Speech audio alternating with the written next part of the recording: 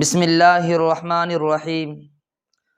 شیخ الحدیث صدر المدرسین دارالعلوم دیوبند حضرت مفتی سعید احمد صاحب پالنپوری نے حدیث علیہ السلام ہی کو کیوں اٹھایا گیا اور انہی کو کیوں اتارا جائے گا، اس سلسلے میں بڑی مفصل اور جامع بات لکھی ہے۔ آپ حضرات مکمل سماعت فرمائیں، انشاءاللہ بڑا فائدہ ہوگا۔ یہاں بعض لوگ یہ سوال کرتے ہیں کہ آخر عیسیٰ علیہ السلام ہی کو قیامت سے پہلے کیوں اتارا جائے گا؟ پھر دوسرا سوال یہ بھی کرتے ہیں کہ حضور صلی اللہ علیہ وسلم سے پہلے تو کم و بیش 1,24,000 انبیاء علیہ السلام گزرے ہیں، ان میں سے صرف حضرت عیسیٰ علیہ السلام ہی کو کیوں اٹھایا گیا اور انہی کو کیوں اتارا جائے گا؟ ان سے پہلے حضرت زکریا علیہ السلام کو یہودیوں نے آرے سے چیر کر شہید کیا، ان کا علاوہ اور بہت سے انبیاء کو یہودیوں نے قتل کیا، بس اللہ نے کسی اور نبی کو کیوں نہیں اٹھایا؟ حضرت عیسیٰ علیہ السلام ہی کو کیوں اٹھایا ہے؟ ختم نبوت کی 3 صورتیں ہیں۔ اس سلسلے میں جاننا چاہیے کہ حضور صلی اللہ علیہ وسلم 3 طرح سے خاتم النبیین ہیں۔ نمبر 1، اس طرح کہ تمام نبیوں کے دنیا میں آ جانے کے بعد آخر میں نبی صلی اللہ علیہ وسلم تشریف لائے، اس کا نام ختم نبوت زمانی ہے، یعنی زمانے کے اعتبار سے آپ صلی اللہ علیہ وسلم سب سے آخر میں آئے ہیں اور اس کو سب مسلمان جانتے ہیں، اس لیے اس کی زیادہ وضاحت کی ضرورت نہیں۔ نمبر 2، اس طرح کہ آپ وصف نبوت کے ساتھ بالذات متصف ہیں اور دوسرے تمام انبیاء آپ کے فیض سے انبیاء بنے ہیں، یعنی سلسلہ نبوت آپ پر منتہی ہوتا ہے۔ جیسے سورج کی روشنی ذاتی ہے، کسی اور جگہ سے مستفاد نہیں، اور زمین اور چاند کی روشنی عارضی ہے، سورج سے مستفاد ہے، اسی طرح آپ صلی اللہ علیہ وسلم آفتاب نبوت ہیں اور دوسرے انبیاء چاند تارے ہیں، ان کو نبوت آپ کے فیض سے ملی ہے، اس کا نام ختم نبوت رتبی ہے۔ اس کی دلیل کیا ہے؟ دلیل یہ ہے کہ پچھلے نبیوں میں سے کسی ایک نبی کو حضور صلی اللہ علیہ وسلم کے زمانے میں اتارا جائے، جو خود نبی ہوتے ہوئے بھی حضور صلی اللہ علیہ وسلم کے دین پر عمل کریں اور دوسروں کی اس کے مطابق رہنمائی کریں، اس سے ان کا حضور صلی اللہ علیہ وسلم کے ماتحت ہونا معلوم ہوگا۔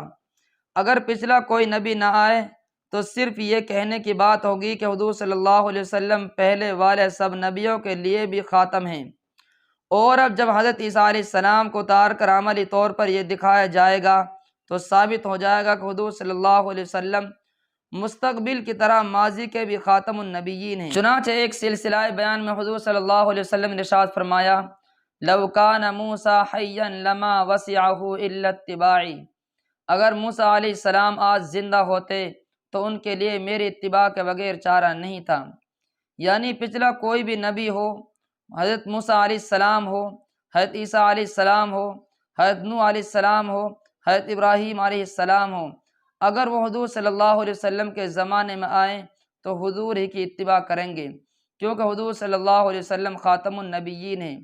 یہی بات ظاہر کرنے کے لیے اور ساری دنیا کو دکھانے کے لیے ایک نبی کو قیامت کے قریب اتارا جائے گا اور بتایا جائے گا کہ دیکھو یہ اپنی نبوت موقوف کر کے حضور صلی اللہ علیہ وسلم کی اتباع کر رہے ہیں، اور سورہ آل عمران میں جو میثاق مذکور ہے وہ بھی اسی سلسلے کی کڑی ہے۔ اس پر سوال ہوگا کہ یہ کام تو کسی بھی نبی کو اتار کر لیا جا سکتا ہے، جتنے انبیاء قتل کیے گئے ہیں ان میں سے کسی کو بھی دشمن سے بچا کر اٹھا لیا جاتا اور قیامت کے قریب اتارا جاتا تو مقصد حاصل ہو جاتا۔ خاص طور پر حضرت عیسیٰ علیہ السلام ہی کو کیوں اٹھایا گیا اور انہی کو کیوں اتارا جائے گا؟ مسیح ہدایت اور مسیح ضلالت، اس کو سمجھنے کے لیے ایک دوسرا مضمون سمجھنا ضروری ہے، وہ یہ ہے کہ مسیح 2 ہیں، نمبر 1 مسیح ہدایت اور نمبر 2 مسیح ضلالت۔ مسیح ہدایت حضرت عیسیٰ علیہ السلام ہے اور مسیح ضلالت کانا دجال ہے۔ مسیح فعیل کا وزن ہے جو اسم فاعل کے معنی میں بھی آتا ہے اور اس مفعول کے معنی میں بھی۔ مسیح بمعنی ماسح کے معنی ہاتھ پھیرنے والا۔ حضرت عیسیٰ علیہ السلام مسیح اس لیے ہیں کہ وہ ہر طرح کے بیماروں پر ہاتھ پھیرتے تھے اور ان کے ہاتھ پھیرنے سے اللہ تعالیٰ شفا بخشتے تھے۔ مسیح بمعنی ممسوح کے معنی ہاتھ پھیرا ہوا۔ کانا دجال مسیح اس لیے کہ اس کی ایک آنکھ چوپٹ ہوگی، گویا وہاں کسی نے ہاتھ پھیر دیا ہے اور وہ جگہ مٹ گئی اور آنکھ نہیں رہی۔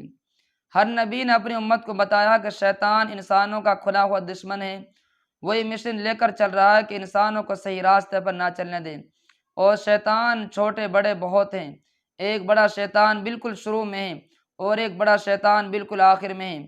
اگلے بڑے شیطان کا نام عزازیل ہے اور اس کا لقب ابلیس ہے، یعنی اللہ کی رحمت سے قطعی مایوس۔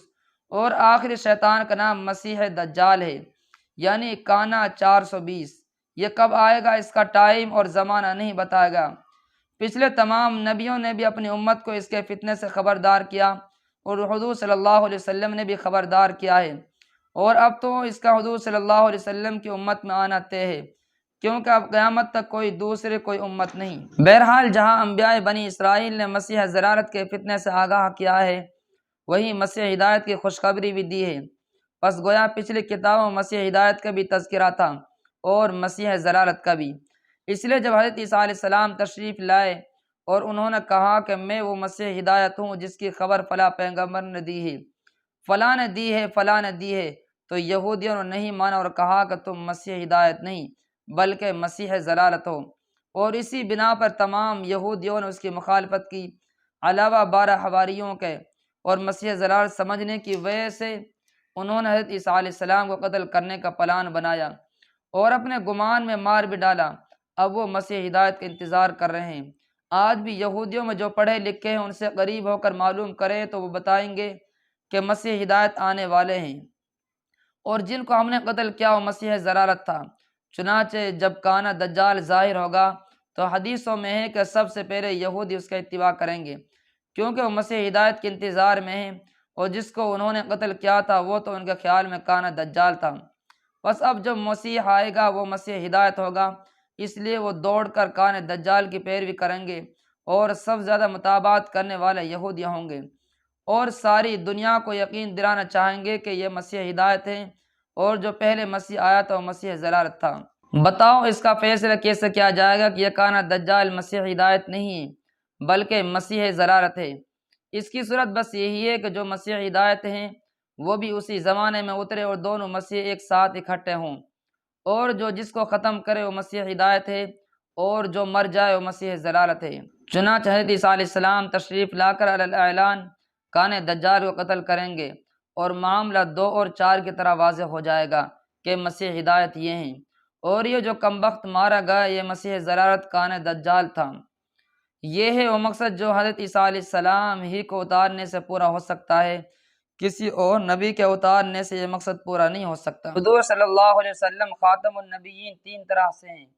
ایک خاتم النبیین زمانی ہیں، یعنی حضور صلی اللہ علیہ وسلم سب نبیوں کے آخر میں آئے ہیں۔ نمبر 2 خاتم النبیین رتبی، یعنی سب انبیاء آپ کے فیض سے نبی بنے ہیں، پس مرتبہ آپ صلی اللہ علیہ وسلم کا سب سے بڑا ہے۔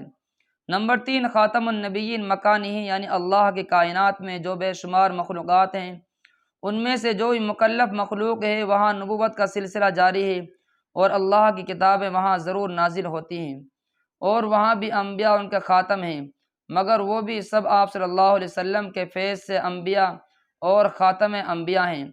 اصل وصف نبوت کے ساتھ آپ صلی اللہ علیہ وسلم متصف ہیں، اور آپ صلی اللہ علیہ وسلم کی بعثت ہماری اس زمانے میں ہوئی، اور یہ زمین تمام زمینوں سے اشرف و افضل ہے، اس لیے اس زمین کا خاتم ہی اصل خاتم ہے، اور دوسری زمینوں کا خاتم اس زمین کے خاتم کے فیض سے خاتم ہے۔ یہی ختم نبوت مکانی ہے۔